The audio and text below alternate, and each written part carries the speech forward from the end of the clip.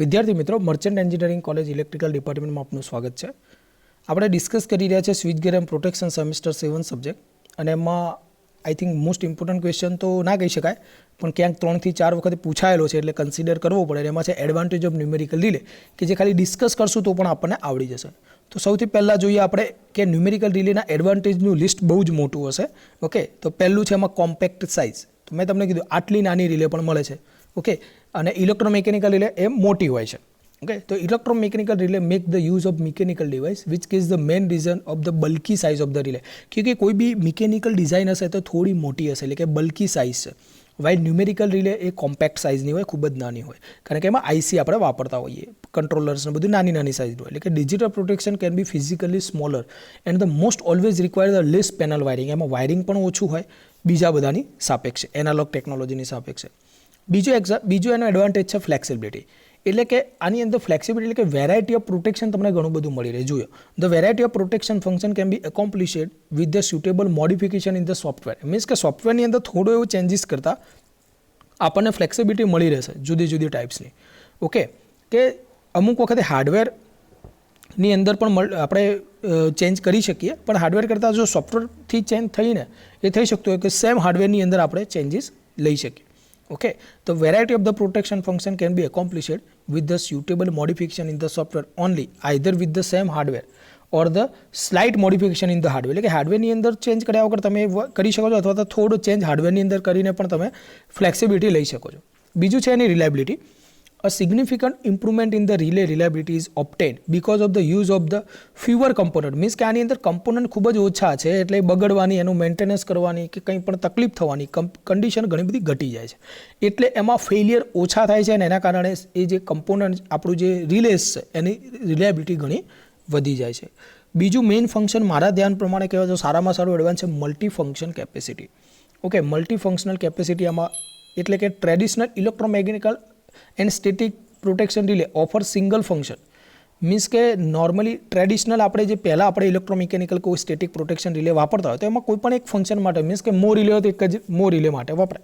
પણ અહીંયા આપણે પ્રોગ્રામિંગની અંદર ચેન્જીસ કરીને ઘણા બધી એના યુઝ કરી શકીએ છીએ. એટલે કે range of operation of electromechanical relay is narrow, એટલે કે એની જે રેન્જ છે એ પણ ઓછી હોય છે.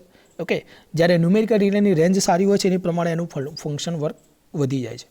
બીજું છે different types of relay characteristic. એટલે કે it is possible to provide the better matching of protection characteristic since this characteristic are stored in the memory of the in a processor. એટલે કે પ્રોસેસરની અંદર આપણે મેમરીમાં જે સ્ટોર કર્યું હશે, જે કોઈ બી અલ્ગોરિધમ કે જે કોઈ બી પ્રોગ્રામિંગ કરેલું હશે, એ પ્રમાણે સારામાં સારું મેચ કરી શકે છે બીજી રિલેઝની કેરેક્ટરિસ્ટિકથી. ઓકે, બીજું છે digital communication capacity. The microprocessor base relay furnish easy interface with digital communication equipment. એટલે કે ધારો કે કોમ્પ્યુટર સાથે કનેક્ટ કરવી છે, કોઈ બીજા ડિવાઇસ સાથે કનેક્ટ કરવી, તો એના ડેટા તમારે રીડ કરવા હોય તો એ બધી એની ડિજિટલ કોમ્યુનિકેશન કેપેબિલિટી સારી હોય છે. એના પછી છે લો બર્ડન. એટલે કે ખૂબ જ ઓછામાં ઓછું, સૌથી ઓછું બર્ડન આનું કહી શકાય માઇક્રોપ્રોસેસર બેઝ રિલેનું. ઓકે, જો the microprocessor base relay minimum burden on the instrument transformer. એટલે કે ઇન્સ્ટ્રુમેન્ટ ટ્રાન્સફોર્મર ઓછામાં ઓછું બર્ડન આપણને માઇક્રોપ્રોસેસર બેઝ રિલે આપે. કેમ? કારણ કે આના કમ્પોનન્ટોને રન થવા માટે ખૂબ જ ઓછા વોલ્ટેજની જરૂર પડતી હોય છે. બીજું છે સેન્સિટિવિટી. તો સેન્સિટિવિટી આની ઇલેક્ટ્રોમિકેનિકલ અને ટ્રેડિશનલ રિલે કરતાં ખૂબ જ સારી હોય છે, એટલે કે greater sensitivity and high pickup ratio. એના પછી છે સ્પીડ. તો બીજી બધી રિલે કરતાં આની સ્પીડ કેવી છે? તો કે with a static relay the tripping time is 1/2 cycle or even less can be obtain. Okay, એટલે કે હાફ સાયકલની અંદર અથવા તો એનાથી પણ ઓછામાં આપણને એનું ટ્રિપિંગ મળી જાય છે. Okay, fast resetting. એટલે કે રીસેટિંગ ઇઝ લેસ, એટલે કે રીસેટિંગ એકદમ ઝડપથી તમે કરી શકો છો. બીજું છે ડેટા હિસ્ટ્રી. હું તો કહું છું કોઈ નવા એન્જિનિયર માટે સારામાં સારો ફીચર્સ હોય તો આ છે. મીન્સ કે અત્યારે કોઈ ફોલ્ટ થયો, હવે ફોલ્ટ વિશે આપણને થોડું ઓછું નોલેજ છે, તો આપણે હિસ્ટ્રી ચેક કરી શકીએ કે આ રિલેઝની અંદર આવો કોઈ ફોલ્ટ ભવિષ્યના મીન્સ કે ભૂતકાળમાં કોઈ આવેલો છે તો એ રેકોર્ડ તમને મળી રહે. મીન્સ કે availability of the fault data and the disturbance record બધું જ તમને મળી જાય. Help analysis of the fault by regarding detail. કઈ ડિટેલ્સ મળે છે? તો કે nature of fault, magnitude of fault level, breaker problem, CT saturation, duration of faults. તો કે આવી ઘણી બધી માહિતી આપણને આની અંદરથી મળતી હોય છે ડેટા હિસ્ટ્રીમાંથી. બીજું auto resetting and self diagnosis.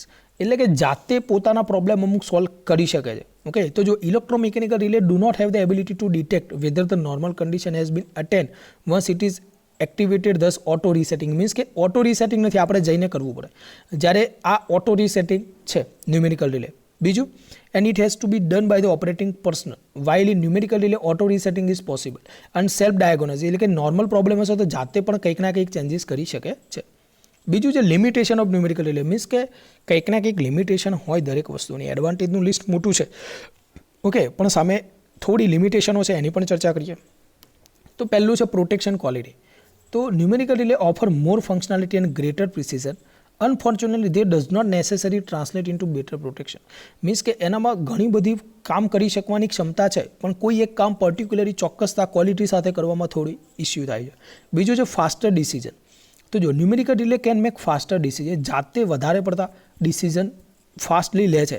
However in the real world the faster protection is self the no value because circuit breaker is still required to interrupt at the direction of the protective equipment. હવે જાતે decision લે છે faster, એટલે આપણે જ્યારે એને actual real practical સિસ્ટમમાં add કરીએ ત્યારે કોઈના કોઈ નાના જો કોઈ બી ઇસ્યુ આવે છે એના સામે એ ફાસ્ટ ડિસિઝન લઈને સર્કિટ બ્રેકરને ઓપરેટ કરાવે છે.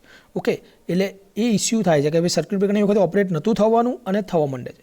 ઓકે, તો વાત કરીએ આપણે numerical relay can make faster decision. However in the real world the faster protection it self of the no value because the circuit breaker are still required to the interrupt at the direction of the protective equipment and the ability to make circuit breaker interrupt faster is very limited. Okay, એટલે means કે circuit બ્રેકરને ક્યારે operate કરવાનું છે કે કોઈ બી real વર્લ્ડનો problem એ minor પ્રોબ્લેમ્સને ના લઈને. Okay, બીજું છે રિસ્ક ઓફ હેકિંગ. એટલે હવે ડિજિટલ છે તો હેકિંગ સિસ્ટમ પણ ઇન્વોલ્વ થશે. The numerical relay protection often relies on the non proprietary software exposing the system to potential the risk of hacking. Means કે દરેક વ્યક્તિ કોઈ પર્ટિક્યુલર ખરીદેલા સોફ્ટવેરથી અથવા કોઈ બી સેફટીવાળા સોફ્ટવેરથી એના પ્રોગ્રામિંગ નથી કરતા હોતા તો પછી એ સિસ્ટમ હેક થઈ શકે. ઓકે, બીજું છે interference. The numerical relay protection sometime has exposure the externally sourced transit interference.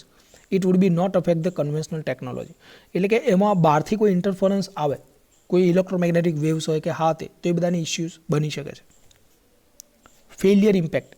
The numerical relay protection share the common function. This means there are the common failure mode that can affect the multiple element of protection. Means કે failure થશે તો એ ઘણા બધા component, કારણ કે આ પ્રોટેક્શનનું component છે તો એ ફેલિયર થાય તો બીજા બધા મલ્ટિપલ કમ્પોનન્ટ હોય એલિમેન્ટ્સ પ્રોટેક્શન, એને પણ ઇસ્યુ થઈ શકે છે. તો આ તો દરેક વસ્તુમાં આવી શકે, એવું નહીં કે ન્યુમેરિકલમાં જ છે. ઓકે, તો મિત્રો આજના લેક્ચરમાં આપણે વાત કરી એડવાન્ટેજ ઓફ ન્યુમેરિકલ રિલે અને લિમિટેશન વિશે પણ ચર્ચા કરી. તમે એકવાર જોઈ લો.